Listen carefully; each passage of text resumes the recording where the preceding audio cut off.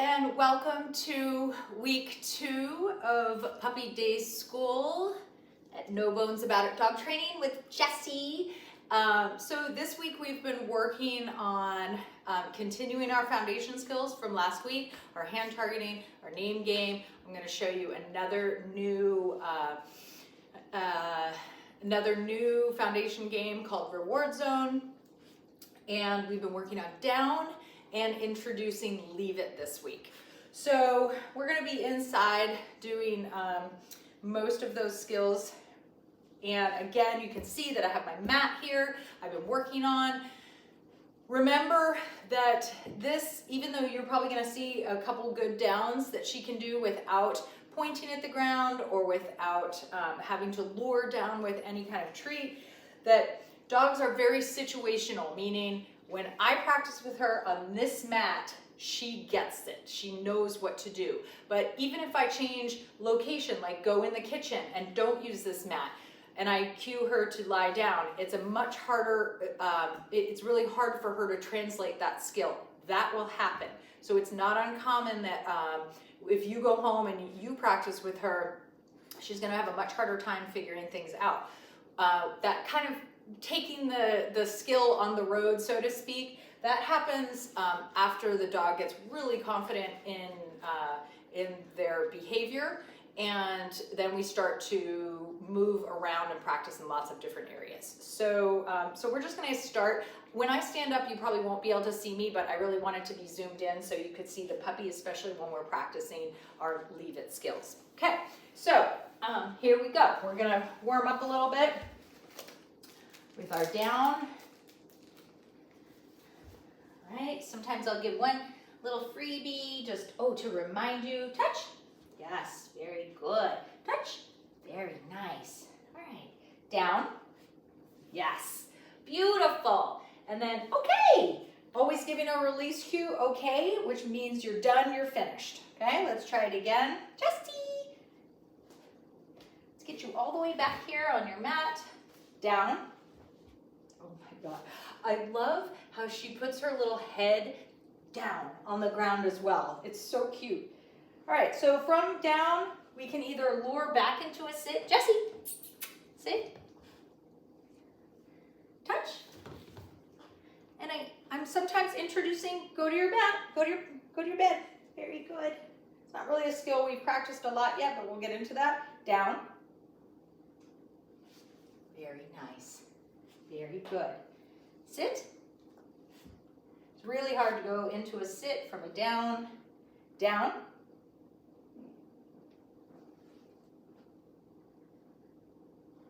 So sometimes she thinks about it, sometimes she doesn't get it right. Pop, pop, pop. Oh. That was cute. I'm not going to reward for that just because I'd like a better, more instantaneous response. Down. Like that. Good girl. Oh my gosh, you're so smart. You're so smart. Very good. Very good. All right, so we're going to move on to Leave It. You're doing a good job over here, Junebug, being quiet. It's very hard for these guys to work or to watch me work with another dog. Okay, so Leave It means it's not yours. You're never getting it. You can't have it. But we start out with what we call a silent version. This is called It's Your Choice. I am going to, basically, what does that mean? It means that if you try to steal the treats, you're not going to get them. If you leave them alone and don't try to steal, you win. You win the game. This is a much easier way to teach Leave It because the dog can see the value in ignoring something. So I've got a handful of treats here. I'm just going to close my fist. Dog tries to eat them. I open my fist. Very nice. Take it. And I hand the dog a take it for not trying to steal. I don't even want that dog's face in my hand. Oopsie.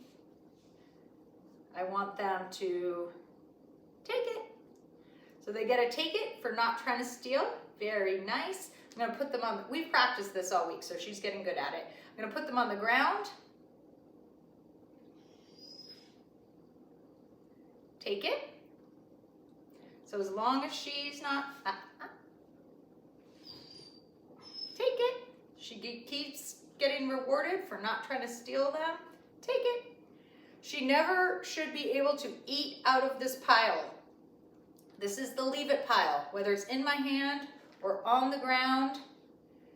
The game is when you get rewarded for making the right choice, I reward you. Take it. The only cues I'm using right now are take it. Okay. Next week I'll actually start. Next week I'll start adding the word leave it when we're practicing this. Oh my goodness. Shh, shh, shh. Junebug. So next week I'll start adding the word leave it, but I want the dog to be really solid with this choice of not stealing treats. Very good. Take it. Such a good baby. Okay, again, I'm going to go back to my hand. Pop, pop, pop.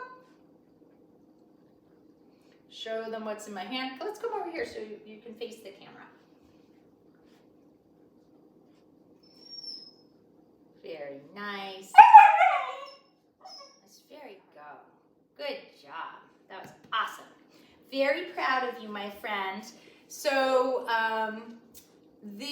actually, I'm not going to go. I said at the beginning I was going to show you another foundation game called Reward Zone. I'm not going to do that till next week. I want you to focus this week on continuing with adding some recall stuff. There's another clip of me working outside with the dogs. So adding come to your repertoire when the dog is already making that choice. She's already running towards you. Okay, no, these are not for you. You're gonna have to, oh, so cute. Yes, good job. So continuing with the hand targeting, the touch game, practicing calm behaviors, sitting for throwing toys, continuing to, when that dog runs into you, when you're practicing recall, or that hand targeting, keeping treats low to the ground so we can continue with that no jumping thing. And I did want to address, you said last week that you had friends over and she was just wild. When a dog gets to that over adrenaline crazy state, they are completely out of what we call that thinking mind. I mentioned that last week. Thinking mind means they can rationalize, they can make good choices. When they get too much adrenaline in their system, none of that is happening. So you could be saying no, off, leave it, down, touch. The dog is just out of their minds. At that point, you really need to use management tools. You need to separate the dog. You need to put her in a crate for 5 or 10 minutes. You need to put her on a leash so that you can keep her from launching into people's faces. And again, that's part of just that puppy overload. But when she gets like that, there's no good that comes of it. She gets so much attention for bad behavior because you can't ignore it. So think about using a leash. Think about doing quick little timeouts in the crate till we get the dog to calm down. Those will be your best options at that point. And again, then continuing with the leave it or the it's your choice game in the hand and on the ground, and then practicing your down. All right, have a great weekend. We'll see you guys next week. I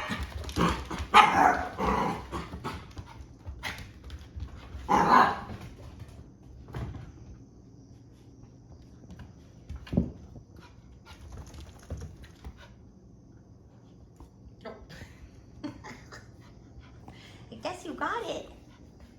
You got it. Oh, this is such a good girl. She's such a good girl. So in this rainy portion, literally it's raining right now, I want to talk about just how we kind of interact throughout the day, and just more as a point to remind you that every time you're interacting with your dog, it's a learning opportunity.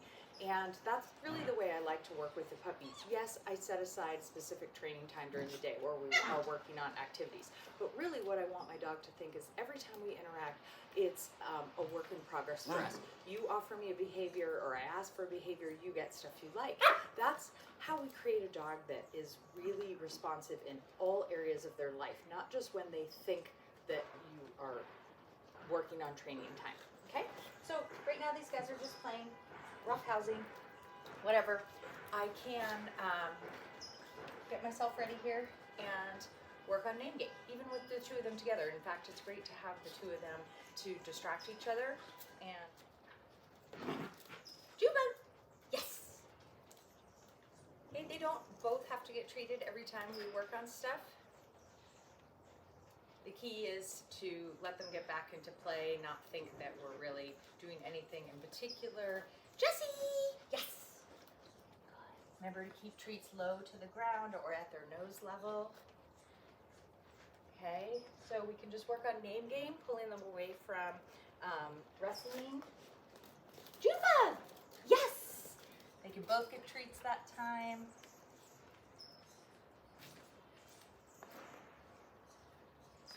Wait till you finish yours. Ready?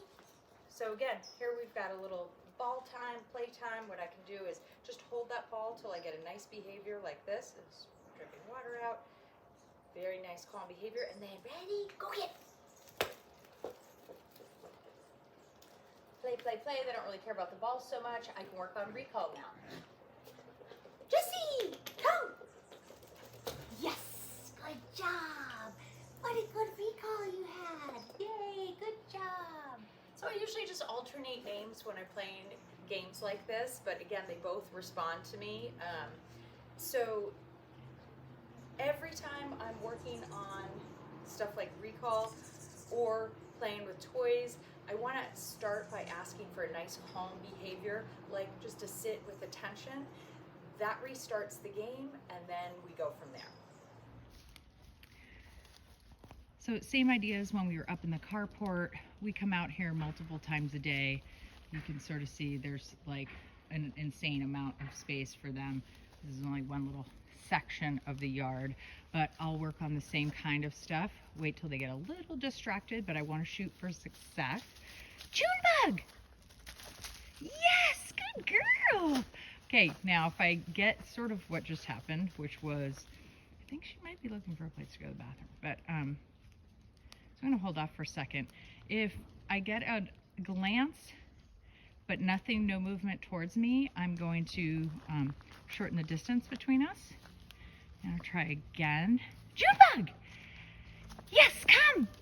Very nice, good girl. So I'm not going to ever use that word come until I know that that dog is going to make the right choice. So I'm going to try it again really quick.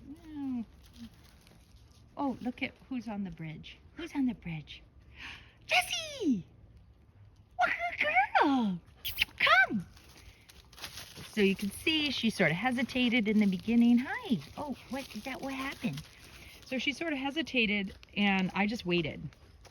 I waited until she started to make movement towards me, and then I added the recall word.